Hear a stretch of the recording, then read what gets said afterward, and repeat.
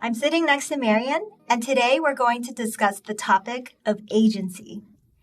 Marian Geiger is a co-head of Capucine Montessori, a French-English bilingual school that's based in Lexington, Massachusetts. She is a professionally trained teacher with experience leading and teaching in the classroom, as well as facilitating teacher trainings. Marian is a graduate of the Mind, Brain, and Education program at the Harvard Graduate School of Education. Welcome. Oh, thanks for having me. Tell us, what does agency mean to you as an educator? So agency for me is the ability to influence your own life and the power to influence your own life. When I think of agency, I actually think of older students. And when I think about it in younger students, I think of autonomy. And I think that one leads to the other. Tell me more about the transitions, right, of leading from the younger, that sense, to the full agency. So I think the most important thing is observing children and understanding where they at and what their abilities really are. Maria Montessori once said, never do something for a child that he or she can do for herself or himself.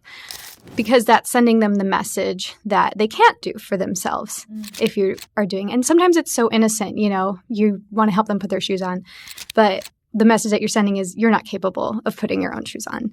And so if we do build that trust and allow children to do the skills, even if it's as small as something like putting your shoes on, that builds to bigger things later in life. And I believe can lead to agency when they're facing more complex decisions or more complex challenges in life. Yeah, I really like how you answer that, autonomy to agency. So I can't help but asking, right, in the day-to-day of parenting, yes, our children are very much capable of doing certain things, but at times it takes them forever to do it, from getting them motivated to starting and then to continuing that process and to finishing it up. And certainly a lot of the times we're sort of either running late or needing to be somewhere like 20 minutes ago. How do we balance the realities of parenting and still fostering the agency? I think the important thing is to build routines in your life that can enable that. So, if you know that you're usually 20 minutes behind schedule, start the routine 20 minutes earlier or 40 minutes earlier so that you have the time to give them the space to do it at their own pace. Also, making things accessible to your child so they don't have to ask you for help. So put the cups that they can use on a lower shelf so that they can reach it, or put their shoes in a location that they'll always know where they are and they can find them there. By building these consistent routines, just like they do in the Montessori classroom, they know exactly where to find things and they know exactly what's expected of them every day. So that should improve it. And that's not saying you won't have those moments, but having that predictable routine is really a big part of it. Yeah, I love that. And that routine speaks so sort of defining, not just for the children, but also for parents ourselves, and sort of routinely setting the right expectations for ourselves. I have to admit, I'm the type where, if Google Maps tells me that it takes 15 minutes to get from A to B, I always think I'm going to squeeze out at least 2 minutes short and I'm going to get there in 13 minutes. So if I leave the house in 13 minutes, I'm going to be okay. But totally. You're right. I failed to build in really the setup, the preparation time, where it's not just for me, but it's really honoring my kids' process and using it as those teachable moments for them. Right. Yeah. I think the other important piece here that once it becomes routine and your kids are able to do for themselves and they're not constantly asking for your help, that actually frees you up to be able to, while they're putting their shoes on, you can be putting on your mascara or whatever it is that you had left to do.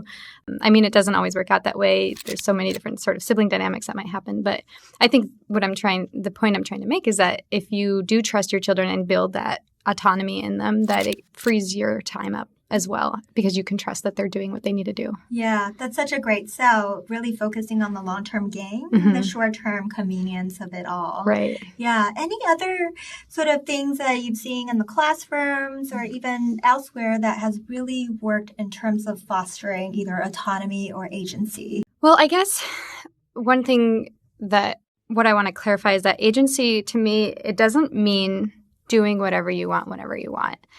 it means being responsible, and it means that you do sometimes have to stick to routines or rules. We do have to leave in 10 minutes, or, the whole classroom is lining up to go. And a child with a strong sense of autonomy and agency is able to line up when it's time to go because they are familiar with the routines and they are independent in that classroom without having to rely on somebody else to do that for them.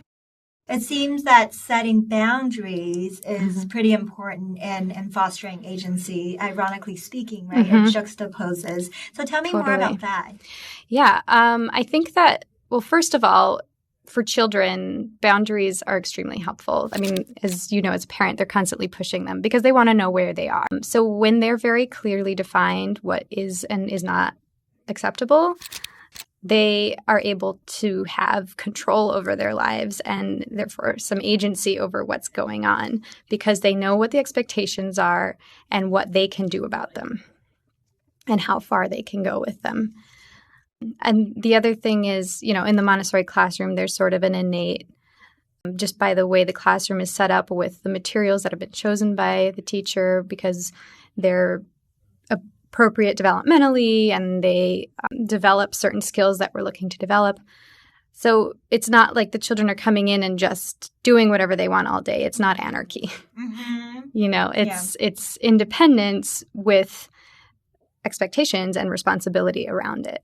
Yeah, that is really interesting you brought that up because before I had gone into the Montessori world and worked as an administrator, I think one of the misconceptions I tend to hear is this whole child focus. You kind of let the child do whatever they want to do.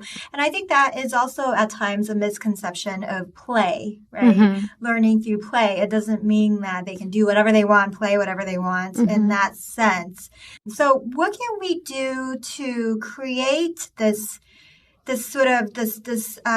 idea of agency, of having some freedom, feeling empowered, but still keeping tabs, keeping that leash on without noticing? Well, I think the important thing is really to observe and know what your child's limits are and take a step back to allow that observation to happen, I guess. I guess one analogy is sit on your hands, when a small example, if a toddler is trying to put a triangle piece in a circle piece, don't point it out. Like, sit on your hands, let them figure it out on their own. You are there and you know that they're safe and they're going to be fine. It's the same thing with a high schooler who might have homework that they're not completing and you're sort of freaking out because you want them to be successful at school. But really, homework, they should be their responsibility. That should be their work that they do, and you're just there to support them. So I think parents are meant to be these ever-present supports, but not necessarily doing for their child. I'll never forget my mom's analogy of what a parent was when I was in high school, and she said that parents are like railings on a bridge. Crossing a bridge without railings is really scary, but you also don't need them to block the bridge. Oh, I love that. I really like these two imageries. Yeah. I think I might even just sketch out like a bridge, right? And then having me sitting on my hands. And Nice. I think what really is helpful in terms of your imagery is because as parents, we struggle because there's always milestones. Things are always forever changing. And just when we think we've gotten used to and figured something out, right? Yeah. A new milestone or a new developmental stage happens. And so we're like, what do we do now? We're scrambling. Totally.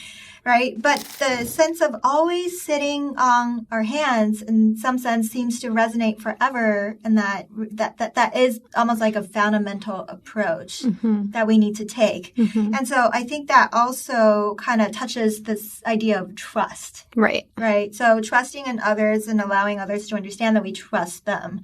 Tell me more about that, how it relates to agency. Trust is important because you can't give your child agency if you don't trust that they can do things for themselves and make decisions on their own. So I think that's essential and must be the hardest part for parents, understanding that their child doesn't need them all the time. And like you said, with the developmental milestones and always having to keep up, I think that's something that I encounter a lot as a teacher when I'm helping parents through developing autonomy in their children, is that they are still, to them, their child's still a baby from a year ago. You know, they've just gotten used to that routine. And yes, now all of a sudden they're 3 and they can be in the classroom and, you know, put on their own shoes and put on their own coat and feed themselves.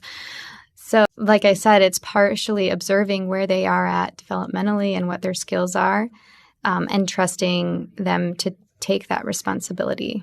You know, if you give a little 3-year-old a glass pitcher full of water, they're going to walk with that glass pitcher so carefully because you've instilled that trust in them to be able to carry that very delicate piece of glass. Yeah. And that certainly being the seed of agency.